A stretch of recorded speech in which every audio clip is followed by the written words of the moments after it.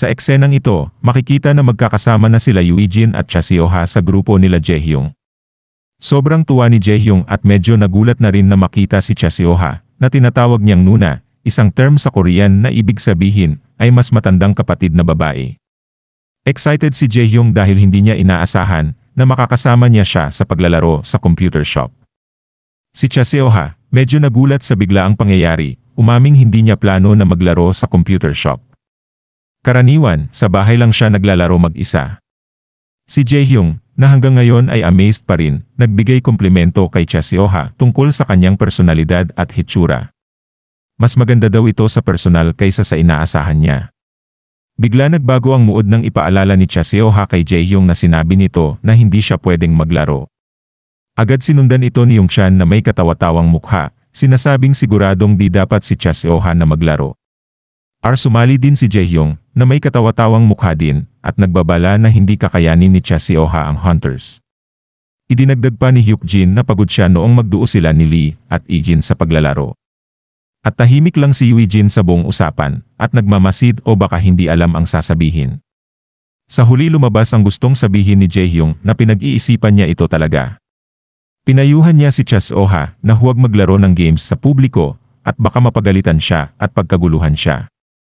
At tumugon lamang si Chaseoha ng malakas na tawa, na tila alam naman niya talaga iyon.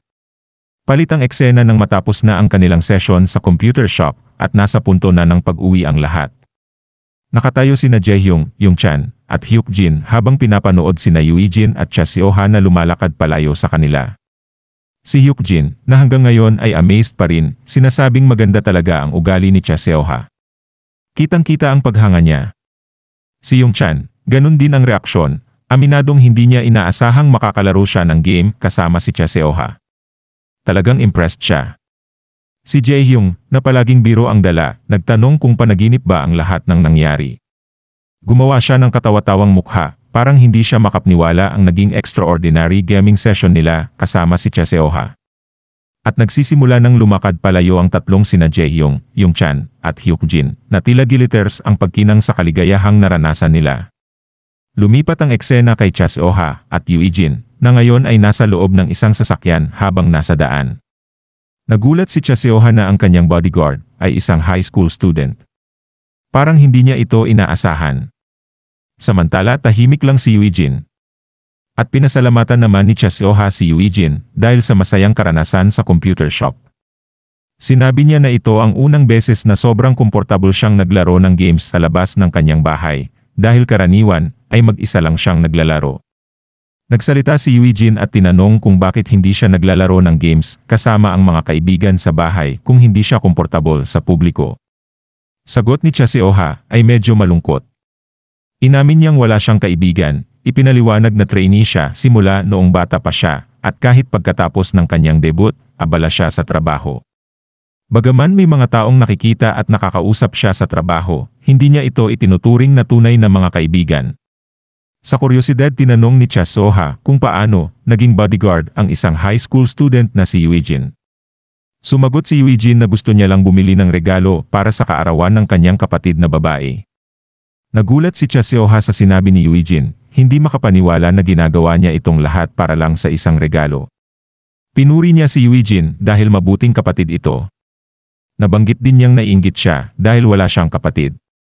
Samantala, nag-offer si Chaseoha na ihatid si Yuijin sa kanyang bahay, sinasabing masyado na kasing late. Subalit, siniguro ni Yuijin na okay lang siya at nag-offer na samahan muna si Miss Chaseoha papuntang bahay niya bago siya uwi mag-isa. Hindi naman nagustuhan ni Chaseoha ang formality ni Yuijin sa pagtawag sa kanya. Pinapaalala sa kanya na tawagin siyang Nuna imbes na Miss Chaseoha. Nagpalit ang eksena at dumating na sina Chaseoha at Yuijin sa bahay ni Chaseoha. Biglang nagbago ang atmosfera nang mapansin nilang may hindi kilalang tao malapit sa kanilang lokasyon. Sinabi ni Chaseoha kay Yuijin na kilala niya ang taong iyon. At ang hindi kilalang tao ay kinausap si Chaseoha, sinasabing hinahanap siya ng direktor. Agad na naging seryoso ang mukha ni Chaseoha. At habang nagsisimula ng maglakad papunta sa direktor si Chaseoha, biglang pinigilan ng hindi kilalang tao si Yuijin, sinabing hindi siya pwedeng sumama. Nagtitigan ang dalawang lalaki na nagdadagdag ng tensyon sa eksena. Bigla naman sinabi ni Chasioha kay Eugene na tapos na ang trabaho niya at dapat na siyang umuwi. Subalit, sinabi ni Eugene na maghihintay siya para kay Chasioha, na ikinagulat niya habang pinagmamasdan ang isa't isa. Sinabi naman ni Chasioha kay Eugene na okay lang at dapat na siyang umuwi at magpahinga. Sa kanyang isip, ayaw niyang mapahamak si Eugene dahil sa kanya. Pagkatapos, sumakay si Chasioha sa isa pang kotse, kung saan may hindi kilalang tao sa loob na nagalit sa kanya dahil hindi siya sumasagot ng telepono. Sinabi ng tao na kahit busy siya, dapat ay tumawag siya pagkatapos ng trabaho niya. Tinugon nito ni Chasioha ng tanong na bakit niya kailangang sagutin ang telepono. Ang tao sa kotse ay sinisisi si Chasioha tungkol sa kanyang kakulangan sa komunikasyon. Banggit pa nito, si Chasioha ay nagbago na dahil sa ilang celebrities na nakilala niya sa trabaho at ipinahayag ang kanyang pagkadismaya. Matalim na sinagot ni Chasioha na walang kinalaman kung sino man ang kanyang makilala at sinabihan niya ang tao sa kotse na mas intindihin niya ang kanyang sarili. Binalik niya ang kanilang nakaraan na nagpapakita na sila ay naghiwalay na at mariing sinabihan ang tao sa kotse na huwag na siyang tawagan at huwag nang lumapit sa kanya nang hindi niya alam. Habang handa na sanang lumabas ng kotse si Chasioha, biglang naging masama ang atmosfera. Hinawakan ng tao sa kotse ang kamay niya para pigilin siyang umalis. Nagpapakita ng masamang mukha habang nagbabanta, ipinapahiwatig na ang bagong kasikatan ni Chasioha ay nagpabulag dito. Umaabot pa sa puntong binabantaan niyang sirain ang karir ni Chasioha at tinatanong siya kung bakit hindi siya nakikinig kapag may nagsasabi ng magandang bagay sa kanya. Habang natatakot at nagugulat sa lalaki si Chasioha, biglaang nabasag ang bintana ng kotse at lumitaw si Eugene.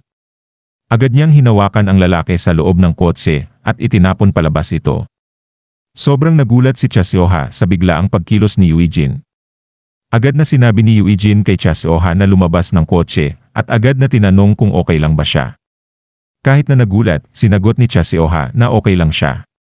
At ang lalaki ay galit na galit at sumisigaw, gusto malaman kung sino si Eugene at bakit niya ito ginawa. Tahimik na sinagot ni Eugene na siya ay bodyguard ni Chasioha. At napansin ng lalaki ang kanyang sariling bodyguard na nakaluhod sa lupa habang hinahawakan ang kanyang ulo sa sakit. Nagsorry ang bodyguard sa kanyang boss, kinilalang si Director Kim. Samantalang galit at tinawag ang kanyang bodyguard ng walang kwenta bago ito umalis na galit. Nasa shock pa rin si Chasioha at tinanong si Eugene kung ano ang ginawa niya at kung naunawaan niya ba ang bigat ng pagkonfronta sa isang tao na tulad ni Director Kim. Tahimik lang si Eugene habang tinitingnan si Chasioha na nagtataka.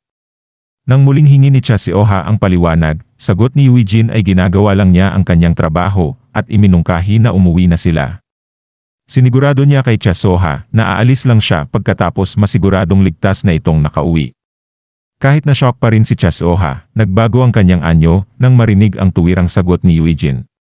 Ngumiti siya at nagpasalamat sa kanya sa tulong, kinikilala ang kanyang tapang at ang proteksyong ibinigay niya. Sa eksenang ito, ramdam ang tensyon habang kinukonpronta ng bodyguard si Eugene na nananatiling tahimik. Maangas na tinatanong ng bodyguard si Eugene tungkol sa insidente kagabi. Ayon sa bodyguard, ang taong hinarang ni Eugene ay ang pangatlong anak ng makapangyarihang KP Group at kasalukuyang marketing director nito. Lalo pa itong nagiging komplikado dahil kamakailan lang ay nag-invest ang KP Group sa agency ni Chasioha na naglalagay sa alanganing posisyon hindi lamang kay Chasioha kundi pati na rin ang kanyang agency dahil sa ginawa ni Eugene. Kitang-kita ang frustrasyon at hindi makapaniwala na itsura ng bodyguard. Tila hindi niya matanggap na gagawa si Eugene ng ganitong hakbang nang hindi nauunawaan ang mas malaking konteksto at ang potensyal na epekto. Sa kabila ng agresibong tono at detalyadong paglalahad ng sitwasyon ng bodyguard, nananatiling tahimik si Eugene, hindi sumasagot ngunit kitang-kita na nakikinig. Hinahamak ng bodyguard ang pagkaunawa ni Eugene sa kanyang trabaho, sinasabing mas naging sagabal siya kaysa sa tulong. Hindi nagre-react si Eugene at pinapanatili ang kanyang tahimik na disposisyon habang umaalis ang bodyguard mula sa ibang kumpanya. Lumilipat ang eksena kung saan kausap ni Chasioha ang kanyang CEO at ang direktor. Sinisisi siya sa insidente kay direktor mula sa KP Group at hinihiling ng CEO na humingi ng paumanhin si Chasioha. Pero naninindigan si Chasioha, sinasabing hindi siya ang dapat mag-apologize. Frustrated si Cha Seoha dahil tinawag siya ng maaga para sabihan lang na kailangan niyang humingi ng paumanhin sa isang insidenteng sa tingin niya ay hindi siya may kasalanan. Humingi ng paumanhin ang CEO sa direktor sa asal ni Cha Seoha. Pinaliwanag na dahil lang sa stress si Cha Seoha dulot ng stalker issue, kaya ito ganto. Tumanggap naman ang direktor ng paliwanag at sinabing nauunawaan niya ito. Pagkatapos, napunta ang usapan sa isang kontrata na hindi pa napipirmahan ni Cha Seoha. Binigyan siya ng CEO ng pressure, ipinaliwanag na sapat na ang oras para pag-isipan ito at karamihan ng kanyang hiling para sa kontrata ay tinupad na. Iniisip ni Cha Seoha kung bakit siya pinipilit na pirmahan ang kontrata na walang kanyang buong pahintulot. Habang iniisip niya ito, binago ng direktor ang usapan patungkol kay Eugene na humihiling na ito'y sibakin dahil sa tingin niyang marahas ito. Agad na pumayag ang CEO na lalo pang nagpapalala sa pakiramdam ni Cha Seoha na siya'y kinukorner. Tumutol siya at kinwestiyon ang mabilis na pagpayag ng CEO sa hiling ng direktor. Ipinahayag ni Cha Seoha na mayroon na siyang narinig na reklamo kay Eugene mula sa iba pang bodyguard pero ipinagtanggol niya ang mga ginawa ni Eugene, sinasabing wala itong ginawang masama, lalo na sa mga pangyayari kagabi. Ang direktor ay nag-focus sa aksidenteng paggamit ni Cha Seoha sa unang pangalan ng kanyang bodyguard na si Eugene, na nagpapahiwatig ng antas ng pagiging malapit na sila sa isa't isa na itinuturing niyang questionable. Napapaisip si Cha Seoha sa ugali ng direktor na mapang-angking at pakikialam na ugali ng direktor. At sinusubukan niyang magtakda ng mga hangganan sa pamamagitan ng pagpapaalala sa kanya na matagal na silang naghiwalay. Gayunpaman, ang direktor, malinaw na hindi naapektuhan, ay nagmamanipula sa sitwasyon pa rin sa pamamagitan ng pagmumungkahi na kung hindi malapit si Cha Seoha kay Eugene, hindi dapat problema ang pagtanggal sa kanya. Ang kanyang komento ay dinisenyo para sa isang bitag, ang pagkilala sa anumang malapit kay Eugene ay magbibigay sa direktor ng ammunisyon upang magduda sa kanyang karakter, habang ang pagsang-ayon sa kanyang pagtanggal ay magsasakripisyo ng isang tao na pinoprotektahan siya. Ang direktor ay pagkatapos lalo pang pinahigpit ang sitwasyon sa pamamagitan ng paggawa ng isang pahayag na ang isang marahas na tao tulad ni Eugene ay hindi dapat maging isang bodyguard. Naiwan si Cha Seoha na nagugulat at naiipit sa sitwasyon habang naiisip niya si Eugene. Hinahamon ni Cha Seoha ang direktor, itinatanong kung kailangan ba talagang gumawa ng ganitong hakbang laban sa kanyang bodyguard na si Eugene dahil lang may problema siya sa pag-renew ng kanyang kontrata. Inaakusahan niya ang direktor na ginagamit ang kapangyarihan sa isang walang kinalaman na tao para kontrolin ang kanyang desisyon tungkol sa kontrata. Ang direktor, sa kanyang likong pag-iisip, ay nagpapalabas na hindi siya galit tungkol sa kontrata kundi gumagawa lamang siya dahil sa alalahanin sa kanyang kaligtasan, tinatawag si Eugene na delikado. Ang ganitong paliwanag ay para lamang itago ang kanyang tunay na motibo at hindi ito pinaniniwalaan ni Cha Seoha. At tinatawag niya itong sinungaling at sinasabi na kung totoo na concern siya, pwede na lamang niya tanggalin si Eugene bilang kanyang bodyguard at yun lang ang kanyang gagawin, wala ng iba pa. Ang tugon ng direktor ay parehong defensive at dismissive. Hindi lamang niya ini-ignore ang hiling ni Cha Seoha kundi tinatanong din ang kanyang kapal ng mukha na magbigay ng ganitong suggestion, lalo na sa kanyang sinasabing dinanas kagabi dahil kay Eugene. At nagpabigla ito kay Cha Seoha. Pinipilit ni Director Kim si Cha Seoha na pumirma sa bagong kontrata sa kanilang ahensya. Gusto din niya na kumain sila ng magkasama pagkatapos niya itong pirmahan. Naguguluhan at nasasakal si Cha Seoha sa sitwasyon. Gusto niyang umalis at habang iniisip niya ito, biglang dumating si Eugene. At pagkatapos makita, sinabi ng direktor na sa mas maliwanag na lugar, mukha lang palang bata si Eugene, kaya marahas ang kanyang mga aksyon. Sinabihan ng CEO si Eugene na hindi na kailangan ang kanyang serbisyo para protektahan si Cha Seoha at opisyal na itong magpaalam sa kanya.